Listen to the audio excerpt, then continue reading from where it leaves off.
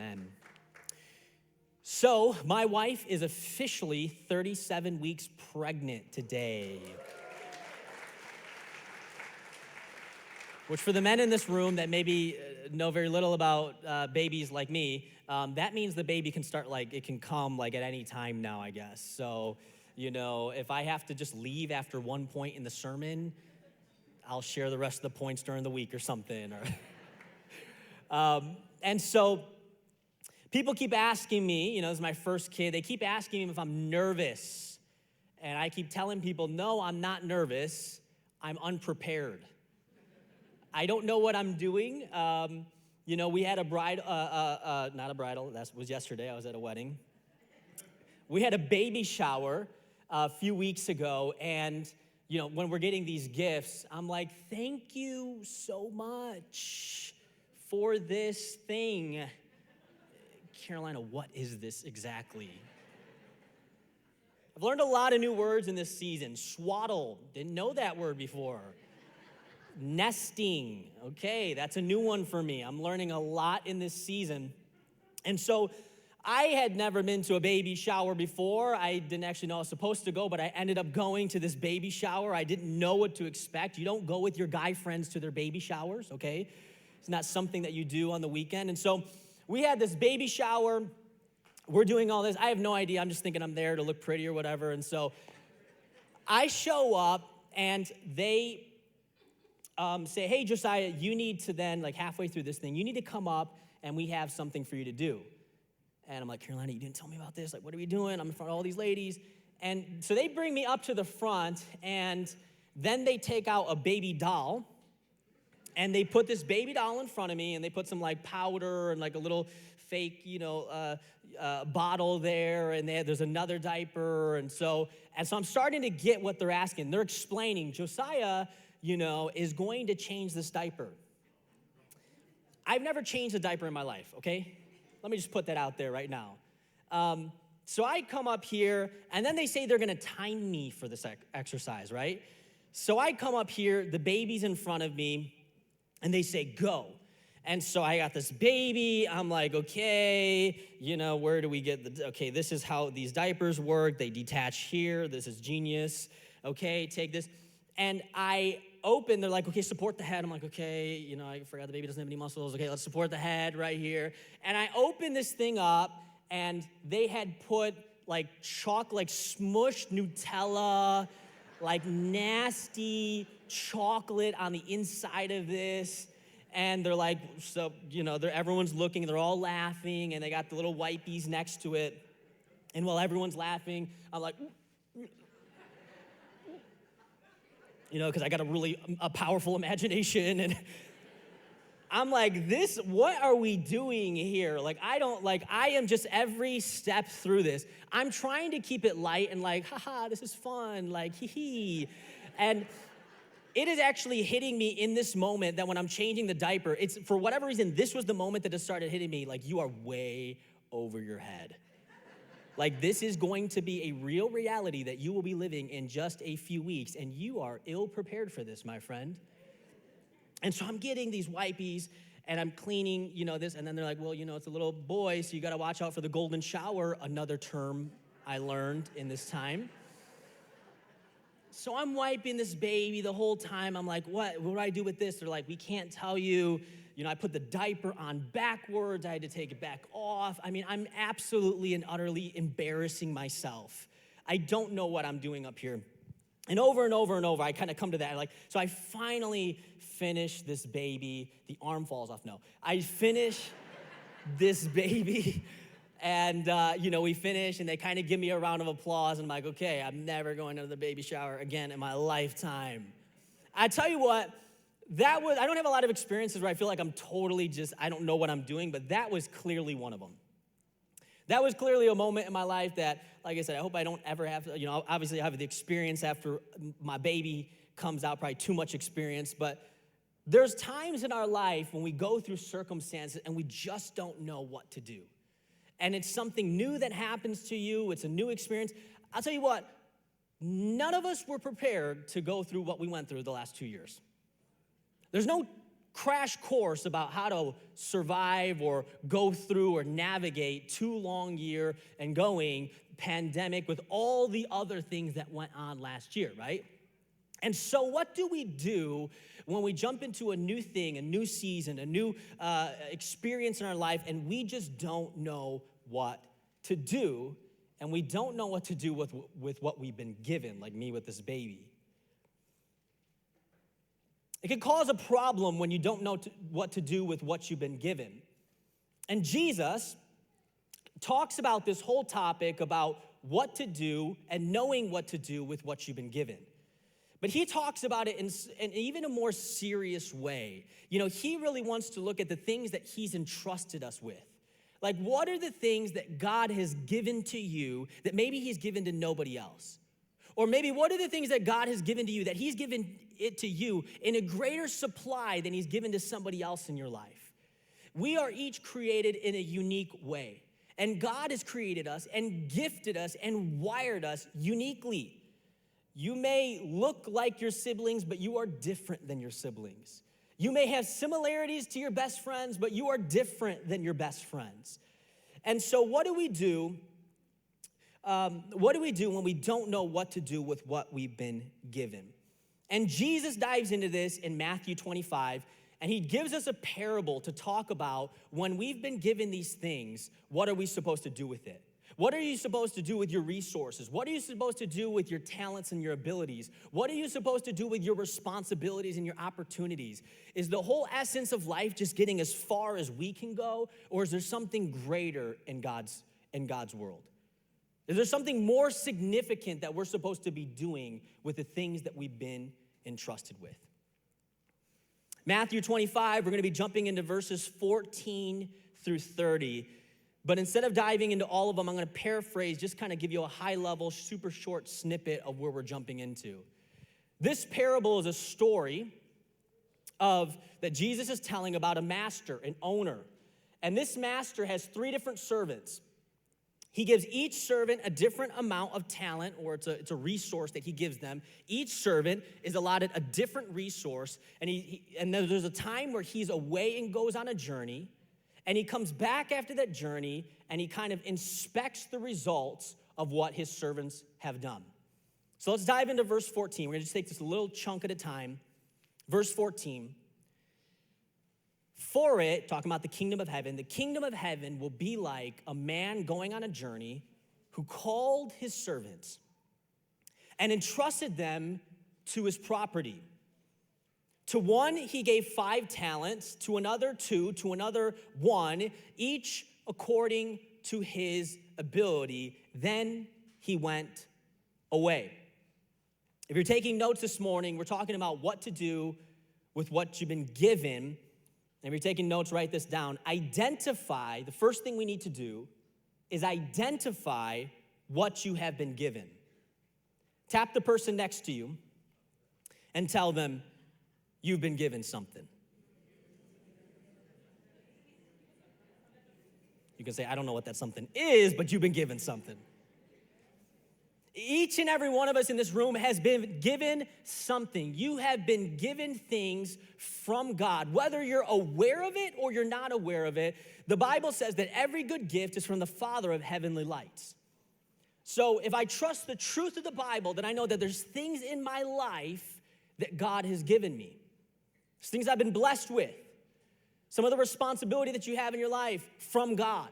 Some of the amazing opportunities you've had in your life. You thought it was just me, maybe some of it, but from God. Some of the resources you have in your life. The Bible says that God is the giver of wealth from God. And so their talents, our abilities, our wiring, there's so much that sometimes we can give credit to ourselves, but really comes from God. This idea that Jesus talks about in the story of a master giving his property or giving talents, which is a monetary unit of measurement, to his servants would have been very common in Jesus' day. His initial audience would have understood this, right? It's similar to if an owner or a regional director over a supermarket entrusts 3 different managers with a different amount of this company and say, hey, you're responsible for this, you're responsible for this, and you're responsible for this, and I'm gonna come back after a corporate trip, and I'm gonna check on what you've done with what I've entrusted you. In these verses, it's interesting, and I don't want you to miss it, that each and every servant has been given a different portion. Each and every one of us in this room has different giftings and abilities, but not just do you have different giftings and abilities than the person next to you, but you also may have a different portion. Jesus is giving us some heavenly truth, right? That's what a parable is. It's an earthly story that explains a divine or heavenly truth. And he's helping us to understand that not everybody has the same amount in life. We know that, right? It's sometimes the reason we get jealous of our neighbor because they have more than us. It's like this stinking car barely even starts, but they got a really nice 2022. I just want that. Right? We're aware of what people around us have, and it's so easy to get discontent with what we have in life. But let me tell you this. There is a power in taking a moment to identify not just what your neighbor has next door or even what your friends have on social media, but being able to identify what you have in your life. Psychologists, researchers have studied over and over and over and over again this idea of thanksgiving and gratitude. And every time that we buy something new car, new TV, new house, new this, that, new phone, our happiness level jumps up for a while, but researchers have found that once our happiness levels have gone up, they always seem to go back down to a certain point. And in their research, super fascinating, they found that there's an activity, a practice, an action that we as human beings can do that once we've bought or got something that's new, right? That new car smell starts to fade away. It's not as exciting after you've had it for a few months. And so how can we slow this process down where our happiness drops? They said after all the research, the profound insight that they came upon was this. The way to slow down and also keep your happiness levels up is to practice gratitude. Practice thanksgiving. Top colleges and research institutions in the world have continued to come to the same conclusion of gratitude and thanksgiving. And I think that it's so important in our walk that we're so gifted, we have so much, and yet all that we've been given can become so little in our eyes when we focus on what other people have. And I think gratitude is like taking a magnifying glass and once again really being able to expand the beauty that each and every one of us have in our life. When was the last time you thanked God for something that you have in your life? When was the last time that you thanked God for the people that mean so much to you, so much more than anything you can ever buy? Say, God, thank you for these people in my life. I found that when I would pray, I would immediately jump to my list of things that I needed to ask God for, right? God, I need this. I want this. God, can you give me this? Can you help me? And the Bible says that sometimes we don't get because we don't ask, right? So, in other words, ask. We're praying for a little baby. I prayed for a baby boy. I said, Lord, I'd be happy with any baby, healthy baby, but can I have a baby boy? That'd be really great. Lord, can I get that? And I got a baby boy. I got a baby boy. And so I have started to take this practice of identifying. Every time I pray, before I ask anything from God, I actually pause and identify, and I look at the good things that I have in my life, and I thank God for those things before I ever move on to the requesting portion of my prayer.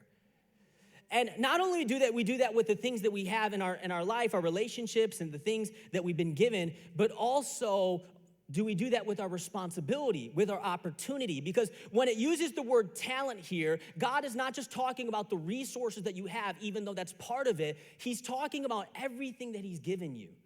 He's talking about your abilities, your talents in a different sense, right? Like America's Got Talent. Simon said, it's not you, go, right? That type of, your opportunities, your knowledge, your time, your money, these things that you've been entrusted with, your health. There's people right now in the hospital. What are you doing with your health? Your time. Some people, their entire existence ended this past week. They're done. Their story is over here on earth. They've now crossed over and they're in eternity now. What did they do with their time?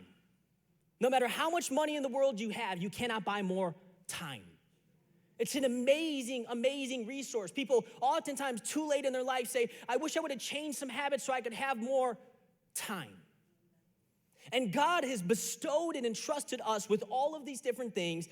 And what's so easy to happen is we can get so focused on the amounts that everybody else has or the things that everybody else has and forget to identify the beauty and the gifts and the ability and the responsibility and the opportunities and the resources that God has actually entrusted you to. And don't miss that word. He's entrusted you. He didn't mistakenly give you what he gave you. No, the master, to be able to give different portions to different servants, he needed to know his servants. And there's nobody that knows you better than God. And so the things that you have in your life, even though you may not understand all of them, let me tell you this, the giftings and abilities and resources, the God who knows you, even if you don't know him, has given you those things.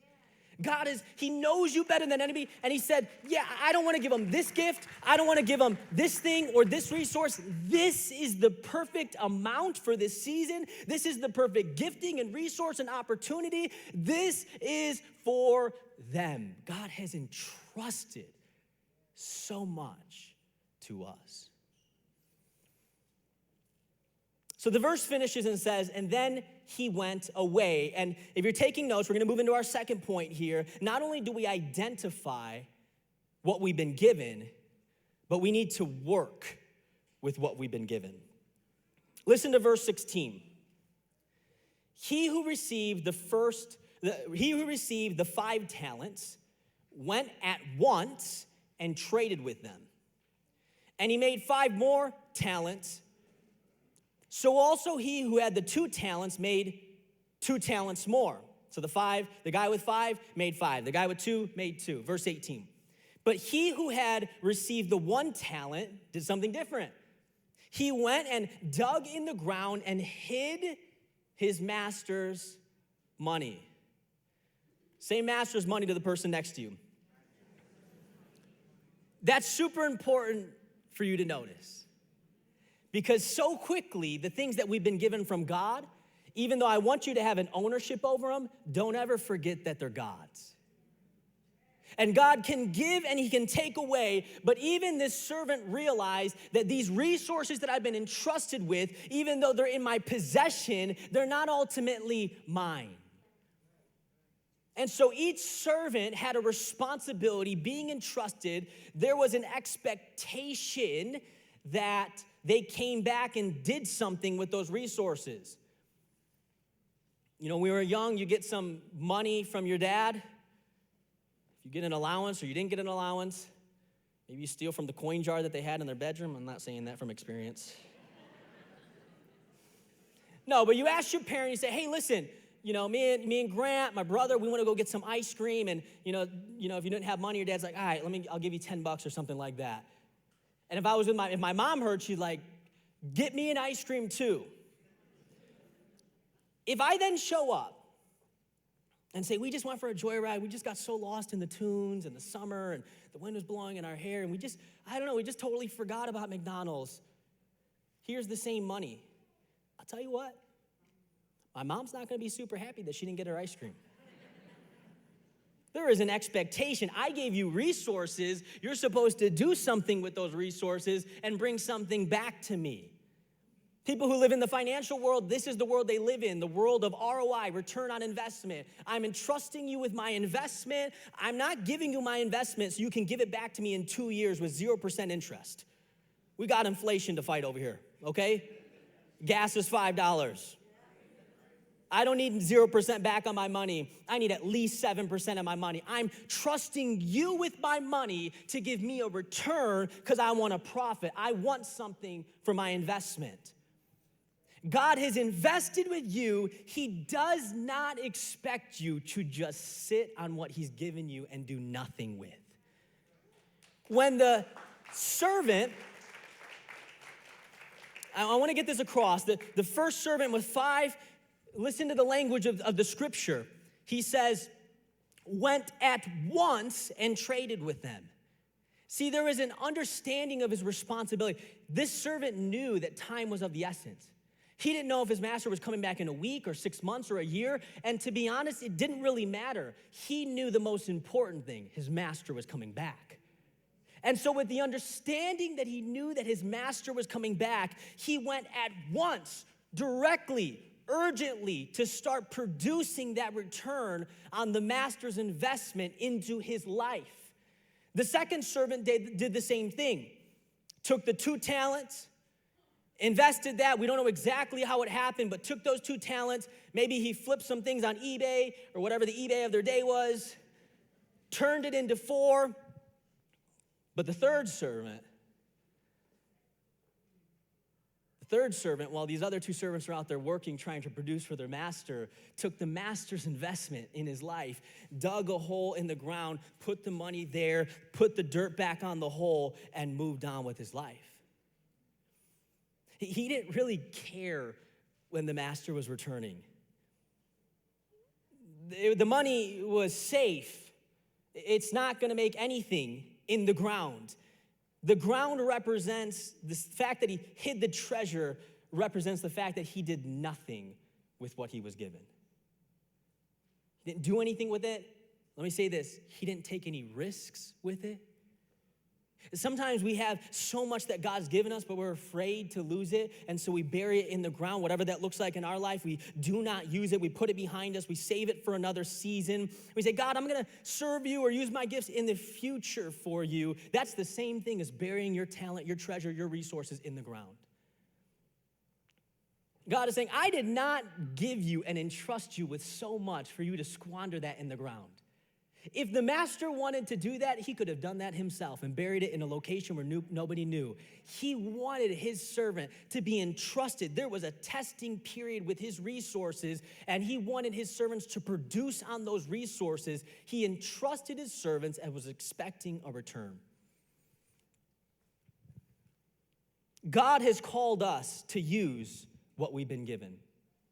It is our responsibility. There is an expectation from God that one day we will have to give account for, and you'll stand before God, and God will say, what did you do with what I entrusted you with? What did you do with your time on earth? You say, well, God, I only had 60 years. This guy had 80 years, or this woman had 80 years. God's like, I know. I gave them 80, but I gave you 60. What'd you do with 60? God, I only made 60,000 or whatever a year. God, that person was making 200. How could I? And God goes, yeah, I know. I gave it to them. I know that they got the 200. I gave it to them. I'm not concerned about what they made. I'm concerned about what did you do with your 60? God, I'm not over all these people. These, they're over, they have all these people at the store or whatever. They're over, they have their own business. I don't have that. And God goes, yeah, but you were over your family. What'd you do with that? Well, God, no. God's like, I know, I gave them that. They were my other servant over here. But you're only responsible for what you were given, not what you weren't given. What did you do with what I gave you? What did you do with what I entrusted you with? What did I do? What did you do with what I invested into you? And God, let me say this, God knows our potential better than anybody else. Don't ever believe the lies of people around you that will try to tear you down and say that you can't do this, you can't do that. I know your story. God knows your potential better than anybody else. He gave you the investment because he knows your potential. He gave you the investment.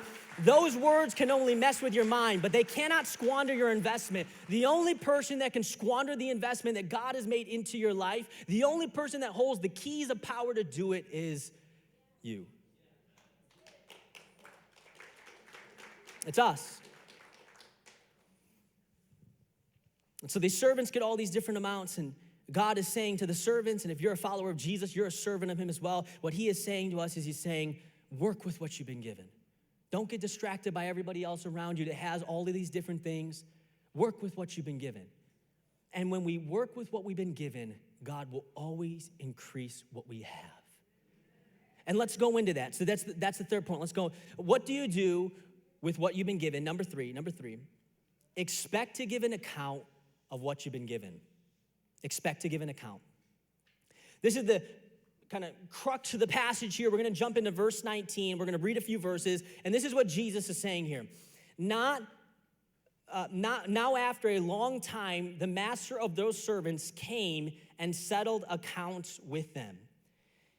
And he who had received the 5 talents came forward, bringing 5 talents more, saying, Master, this is servant 1, Master, you delivered to me 5 talents. Here I have made 5 talents more. Now this is the master's response. His master said to him, well done, good and faithful servant. You have been faithful over a little. Just pause there real quick. This guy in the group was given the most, and yet God says, still calls it a little bit. In other words, in God's economy, there's always room to grow. The most in this story, in God's, you're like, well, I have so much already. Test God. You got so much already, you think that's enough? God can exponentially increase what you had. When Nathan comes to David in the Old Testament and he sins, Nathan tells David, you had everything, you were king, but if you had wanted more, all you had to do was ask. And he was king. Everything at his disposal.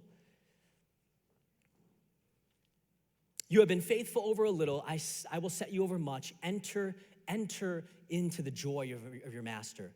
And he also who had the 2 talents came forward saying, Master, you delivered to me 2 talents. Here I have made 2 talents more. His master said to him, well done, good and faithful servant.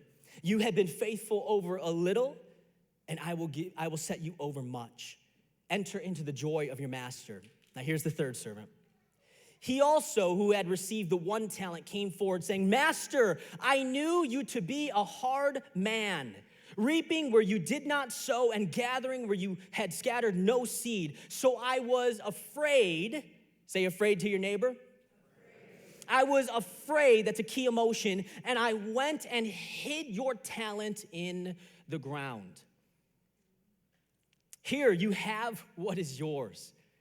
There's almost a little bit of irony there. He's like, here's exactly what you gave me. I mean, we don't know how long of a period of time is, but if this was over years or even over 9 months and you had entrusted somebody with your resources, let's use money because it's easy to understand, and you said, here's $10,000, go turn it into something for me, and they brought you back after 6 months, $10,000 again, and said, here you go.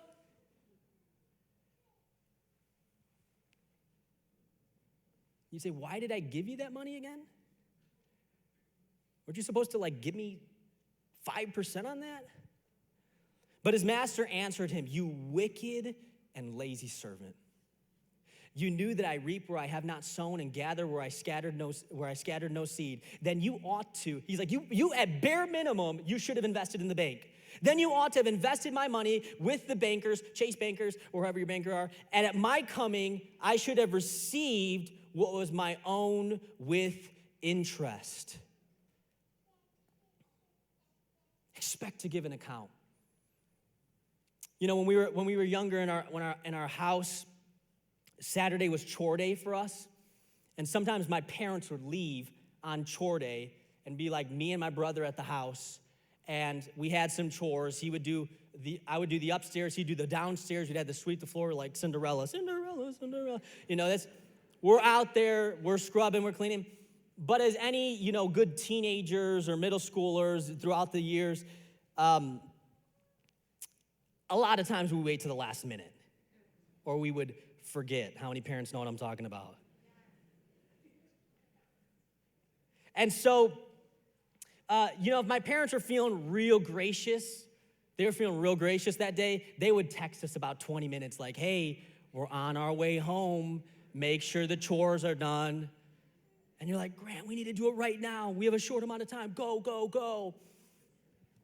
If they weren't feeling so gracious, we would just start to hear the garage door go up. And we know the sound in our house. Like you can tell who's walking around. And so immediately when that thing goes up, me and Grant, like we'd be playing, we'd like, well, you gotta start the day with some Pop-Tarts on Saturday, watch some cartoons or something. Then we're playing video. So we'd have our headset, but we'd have like one off, we'd hear it. If we heard that garage door go up, that Xbox, those controllers were thrown so quickly to the side, we would run upstairs, take out, cleaning supplies, the quickest clean of all time, get it, and then they would like just walk in the door, right? And my dad, really trying to build up my character, on several occasions after this would happen, would take me upstairs, would do an inspection of what I did. And no joke, this is what would happen. He'd get, Josiah, can you come upstairs? I'm like, oh no. And I would go upstairs and he would be standing, he'd say, get down on your knees real quick. I get down on my knees. He said, stand right next to me. So we both get down. He get out a paper towel. He just wiped the bottom of the toilet. He said, all that yellow? You see all that yellow right there, Josiah? That's pee. That's pee right there. That's gross. Clean the toilet. Go get the stuff out, clean the toilet again. Like, this is what would happen. And I knew that when my dad was inspecting, if I didn't do a really good job on that toilet, I was gonna have this is pee, this is what you guys do, you're gross, clean that up, Like, this is what happened. If I didn't put the right time and energy and diligence into it, he was gonna catch it. There was no getting by him. There was an expectation. So I would start to build in this expectation. Okay, I know the areas that I need to clean because I know what he's gonna watch. So I need to do a thorough and good job on it because I'm expecting him. It's a horrible thing to be unprepared and to not hear your parents. They come in and then you're not ready. The job's not done. That feeling right there is worse because there's always consequences. In our life with God, it is very similar. We don't know exactly when God is going to return. We don't know exactly when the inspection happens for our life, but I'll tell you what, it's going to happen. And he is going to inspect the work that we've done, the life that we've lived, the time that we've had, the resources that we've spent. And one day, each and every one of us, not for the neighbor, not for your friend, but have to give account for ourselves. And there's something that changes in us when we expect to give an account. Like when it's not just, well, this is me, I do whatever I want, but when you're a servant and you know the master that you serve, and there's an expectation that he's coming back, hey, you don't want to miss one day. You want to be fully and totally prepared to make sure that whenever your master shows up, whenever they return, that you have done a good job so you can receive a good reward. And it is the same exact way in our life. The master came, and it was after a long time. So the danger is that after a long time, we say, well, gee, God's not back. Well, God's not back. God's not back. But we never know when our last day is. There are so many people that I've had conversations with. I'm like, you are so gifted and talented. What are you doing for God? Like, you're a Christian. Like, what are you doing with your talents, your business mind? Like, what are you doing with that? And so I'm just, well, Pastor, you don't really understand. I'm so busy right now. Man, when you stand before God one day, all that time, in the future, in a season in the future, I'm going to do it. If you never get to that season in the future when you're going to do it, and your life is cut short and you stand before God, and God says, what'd you do with all I gave you? I gave you this brilliant mind. I gave you these talents and abilities. What'd you do with it? And our response is, we were busy. God goes, wait a minute, you were too busy for me? God, you just don't know. I was expanding. There was rapid expansion. I was doing 6-7 days a week. I was working hard. And it's like, yeah, God's like, yeah, I know. He's like, you know what I also know? You make time for what's most important in your life. And if I wasn't that important for you in your life, then you didn't make a lot of time for me in your life. And those things that I trusted you with to build up my kingdom, you ended up building your kingdom without my kingdom being built. And I've called you as my child to use your gifting. That was not just for you to build up your kingdom. More importantly, it was for you to build up my kingdom. There was people in the world that were all around you that I had given you gifts to bless them, to work with them, to come alongside them, to encourage them. And you were so busy and preoccupied with everything that was going on. It was like you buried your treasure in the ground, your talent and your ability, and you just buried it in the ground. And I gave you that so you can show the world who I was. I can imagine that this third servant, when he hears these words from the master, you wicked and lazy servant, it just hits the servant in the moment. It just hits the servant. You know, God is less concerned with the amount of resources, that you have more. We're really concerned with that. What God is supremely concerned with is how faithful you are with what he's given. We get all caught up in like the amount. Well, I have less in this, and God's like, no. Just are you faithful with what I've given you? And we can really easily get caught into despising the small things, but you never get to the top unless you start with the small. You never get to the big unless you start at the beginning. And God is saying, yeah, you want to do all of this for me, but you won't even mop the floor for me. You want to do all of this for everybody else, but you won't even do the simple things. Do you know how I train you for that? I train you here. Back to David. You know how I trained David to be a king? He was a shepherd in the fields. Nobody saw that. That wasn't fancy. It wasn't, the job that anybody wanted, but he learned to be a king here, not here. And God has called us. God has called some of you to amazing destinies. Like if you could just for a moment pull back the curtain on what your life is gonna be, or the potential of what your life is gonna be, and see your abilities, your giftings, but what God could do with it, with you fully sold out to him, with you giving your best to him. If you could see that, you wouldn't want anything else. If you could see what God could do, and God's like, I want you to be there, but you cannot skip here. Don't despise this, because this is the road to me using you in greater ways.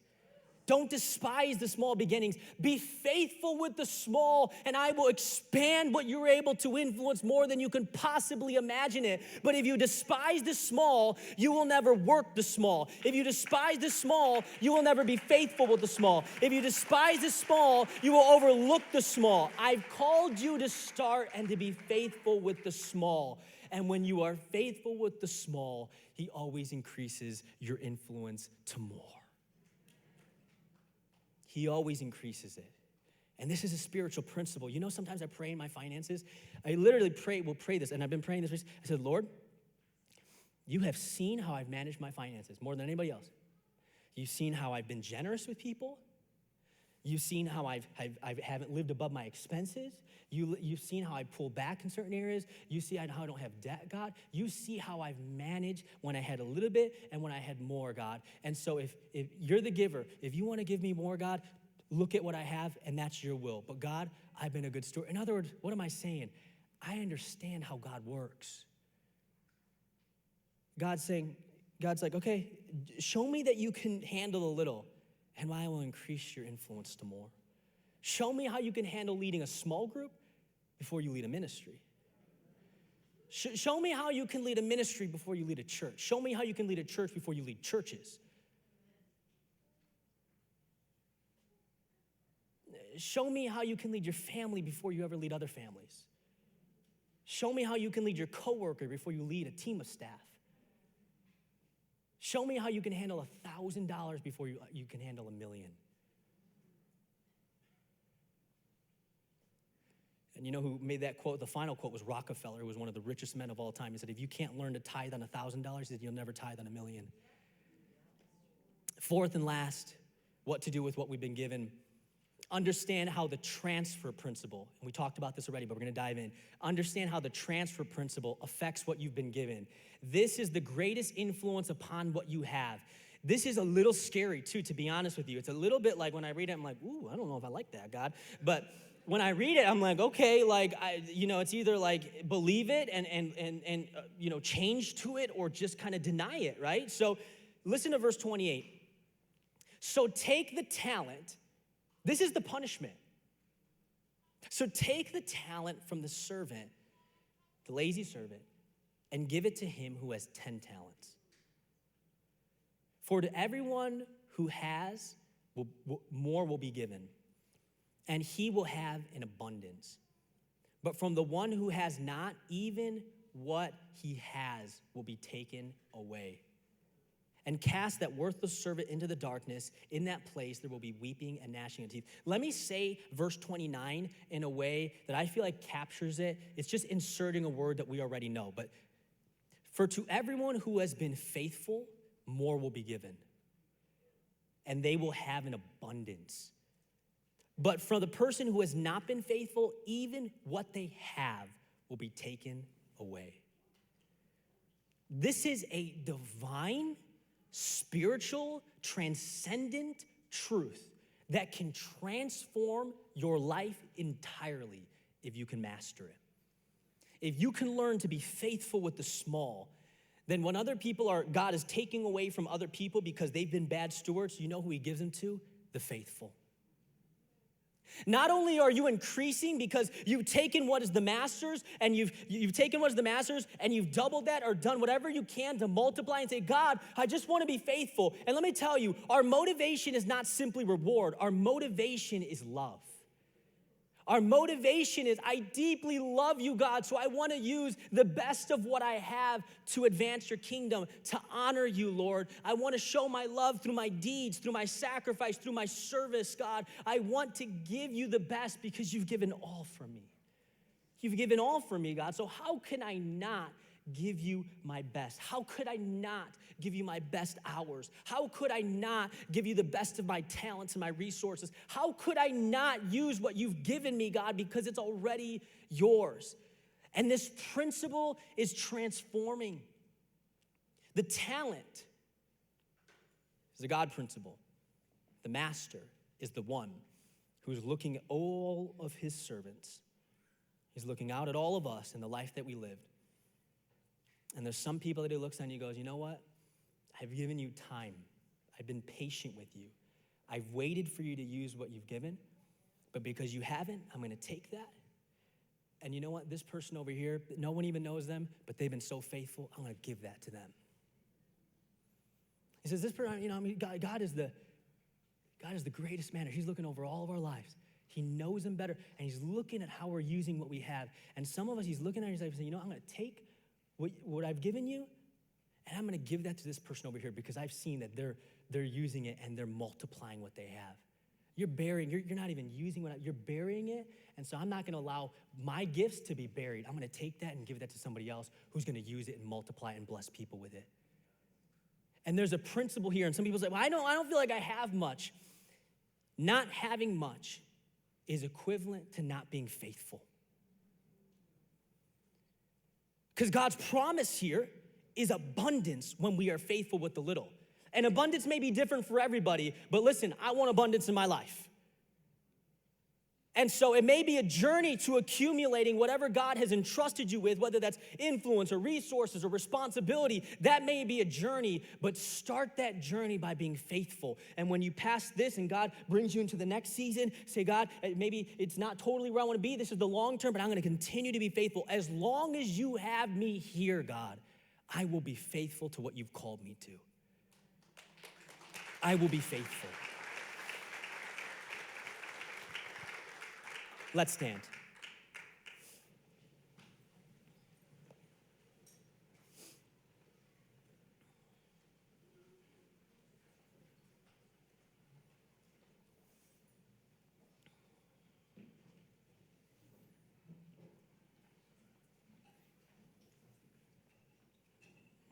Take an inventory of what God has entrusted you with.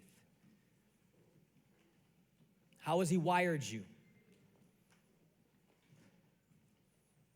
What are your skills? What are your talents? What are your abilities? What do your resources look like? What does your responsibility look like in the church, at work, at your house, in your circles of friends? How do you manage your time? Are you using your time? If this was the final week and you were about to show this final week to your master and say, God, this is my best work, would you be able to say that this is the best I could have given you this week in my life? Was there an urgency of time or was it another week in your life? There's an urgency to use the experience and the wisdom and the knowledge that God has given you and bestowed upon you to navigate things in a certain way, in a special, unique way. Have you used that for anything out of just your circle? Have you used that for greater influence in people's lives? In your resources, how have you managed your resources? Say, I wish I had a lot more. Okay? How do you manage what you have, though? I really wish, if I just had a lot more. I've gone over a lot of people's finances with a lot of, in depth, where they've given me everything. And what I find typically is along the stats that we're pretty bad managers of what we've been given. And so we want more, but we manage what we have the little bit in a poor way. And what if we started to flip it all? And we said, God, I'm not where I want to be yet, but you know what? I'm going to be faithful. We're going to really manage this right. And as God sees your faithfulness, he will increase. God, I'm not over a lot right now. It's just a little thing going on here, but I'm going to be faithful with this, God. And God's like, let's see. Okay, let's give you. All right, you are faithful. I will increase. Well done, good and faithful servant. Share in my abundance. Share in my joy. And so, typically we finish the services and we just open this kind of front of the stage open. We call it an altar. It doesn't mean it's anything mystical. It's just a place to say, God, I heard you. Maybe even feel convicted, or maybe I feel a renewed energy to take something that I've been given by you, God, and really use it for you. Because I don't know when my time to meet you, my master, is going to be, but I'll tell you what, I want to stand before you and hear those words, well done, good and faithful servant. Hey, I may not be the brightest, I may not be the most talented, I may not be this or that, but you know what? I'm going to be the most faithful. I'm going to be the most faithful.